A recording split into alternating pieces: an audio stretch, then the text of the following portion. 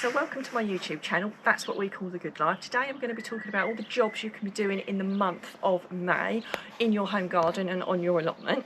If you've not already done so, if you could please subscribe to my channel, because you get lots of helpful hints and tips all throughout the year from my home garden, my allotment and from my home kitchen. Now I'm going to start off at home and show you some of the jobs I'm doing at home in my home garden, and then I'm going to head up to the allotment and I'll show you what's going on there as well. So to start off with, in May, it's a very changeable month. At the beginning, it can still be quite frosty and quite cold, so you do need to be really mindful of what you're putting out at this time, and all depending where you live in the country or in the world for that matter. Towards the end of the month, the end of May, as a general rule of thumb, you do start to get a few of things out. But at the beginning, you still need to be really cautious and keeping an eye. I usually look on the Met Office for what the weather's going to be like in the evenings. So my Subpod is doing really well in the garden. A job that I'm always doing is always turning it over, and obviously putting some of my some of my weeds and kitchen waste and what have you in there to compost it down. I've had this for absolutely ages. I really love it. It's a really, really neat way of composting the stuff, especially in your home garden at home. And I do know some people that have got several actually up their allotments. And I've got my herbs around the side, and I've never had my herbs go all the way through the winter before. And I don't know whether that's because it puts out some heat, so it is really, really handy. So I've got some bits from the kitchen just to pop in. I've already aerated it. I've got like an aerator here, which I've already done that. So I'm just going to pop some of my kitchen bits in there and let them compost down. So just all the little scraps and all the little things, no cooked food or anything like that, I don't ever put in there, just my general scraps. So I'll pop the cover back on, and then we will head over and see what other things I'm doing. So I do have a link in my link tree if you want to take a look at getting a Subpod, I should have said. And if you are interested in getting a Subpod, the link is in the link tree, along with some other links that might be of interest, including how we earn money, and that might interest you too. And there's a discount code for the Subpod as well. So if you want to take a look at the Subpod and get yourself a discount, then that would be really awesome. So I'm now going to head over to the greenhouse and see what's going on there. Let me just grab some courgettes and squashes that I've started off. We just wander around. I've got quite a bit in my greenhouse now. I think a lot of you have seen that I've got a new greenhouse, which is really, really awesome. So if you want to head on inside, I'll show you what I'm doing at the moment. Now, yesterday I did masses and masses of potting on. So all these I'd started off on in little module trays, and I'd started to pot on some more chard and some more kale. I also potted on some more tomatoes, so that's jobs you can be doing at the moment. I started off quite a lot of tomatoes and various other things, and some things are ready to be potted on. I also potted on some marigolds, so do keep an eye out as to whether you need to start to pot stuff on. Don't put it on too early, but as you can see, all these were they were getting quite substantial little plants, and in the little trays they were in, they were far too small, and they wouldn't come to their full potential if I'd have left them like that. So one thing I would say is, as things start to get a little bit bigger, so I've got some other marigolds, some other tomatoes, some kale, you really have to keep a watchful eye on them that they don't dry out. When you first start your seeds off, it's really easy to overwater them because they don't need that much. But now some of the plants are starting to get a little bit bigger, you need to keep a little bit more of an eye of when they're drying out. Now these various courgettes, squashes and cucumbers, these aren't big enough to pot on yet, so they will just be sitting there and waiting to just get a little bit bigger. The temptation with things like that is to overwater them, and especially things like that, if you overwater them, you'll kill them. So just keep an eye on them, and when they're dry, give them a little bit of water, just as and when they need it. Don't leave them soaked in loads and loads of water, because that's when they can get into trouble and you can end up losing the plants. So the last thing you want to do after you've nurtured all these lovely plants is to lose some of them, because that would be really awful. So I will start in my greenhouse, because the temperatures in Kent are quite mild.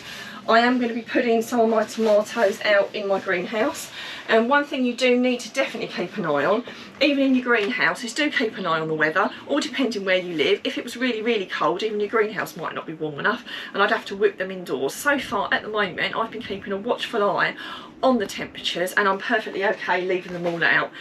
So what I won't do is I won't plant out loads and loads of them. I'll keep some of my tomatoes in backup, so I'll probably put about 3 or 4 out very soon in my greenhouse, but I won't put any of them outside yet because it is that little bit risky. But as towards the end of May comes, then you can start putting more stuff outside. It's the same with things like your brassicas and anything for that matter that you want to plant outside. May is often the month where towards the end you can start to get things out, but get it out too early in May, you could lose them, and nobody wants that. Better to look after them for a little bit longer in your greenhouse, or if you like, or maybe like a conservatory or somewhere else, and then put them out, and they'll soon come to fruition. Now, because it's been quite cold first thing in the morning, I will shut the greenhouse back up again because I want to keep as much warmth in there as I can. I have got a window that vents if it gets too hot, which is really, really useful, much better than the last greenhouse I had. I've done quite a bit of weeding in and around the strawberries, and they're coming on really brilliantly. And a job that I've done recently is putting my broad beans and my peas that I'd overwintered. And I don't know if you remember, in one of my videos I soaked some peas and they've started to sprout quite a lot, so I've actually popped them in the ground as well. So that's a job you could be doing as well. So that's my jobs at home, and now to head up to the allotment. So we're now up the allotment, and I'm going to go through some of the jobs I'm going to be doing in May.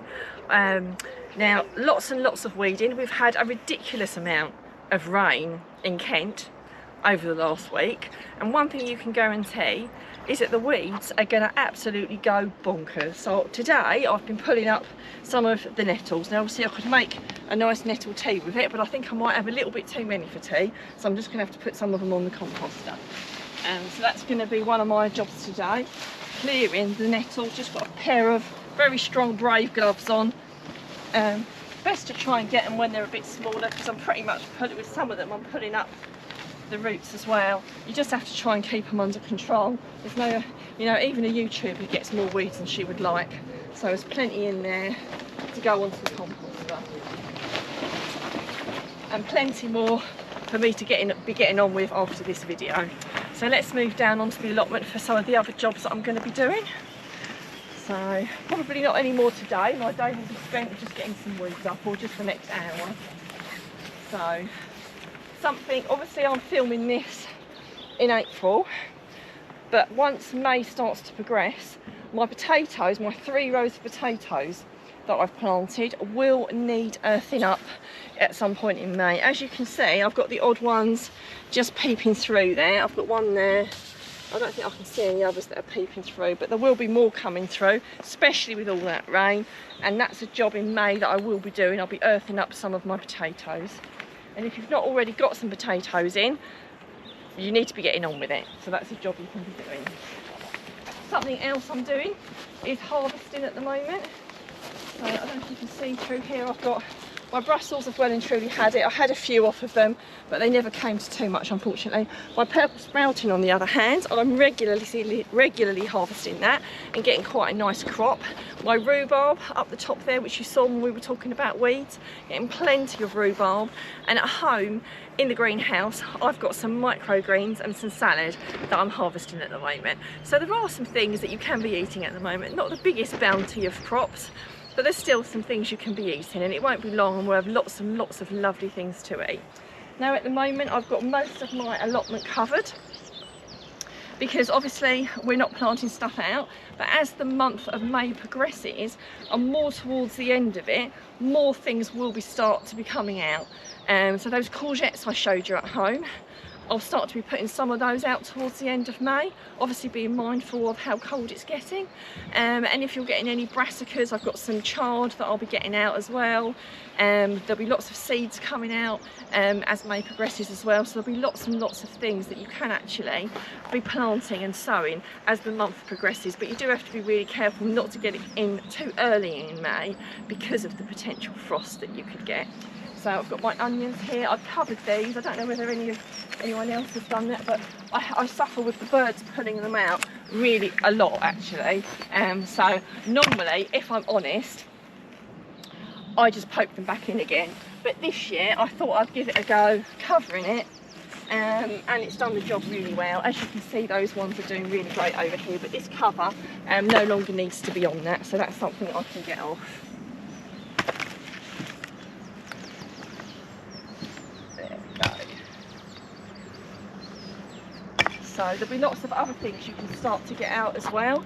Although you're starting all your beans and your sweet corn and all those things off at home, or maybe you're buying them from garden centres, towards the end of May, again, you can start putting those out. But until that happens, I'll be leaving all of it covered. So because of all the rain we're getting, if you started to uncover it too early, you would get weeds really, really quickly. So I pretty much uncover a section and start planting stuff out. So like I said, towards the end of May, when I start getting more things planted out, I'll lift a section, I'll plant some bits out, I'll lift a section, I'll sow some bits, and so on, so that everything is just makes it a lot easier and a lot less work.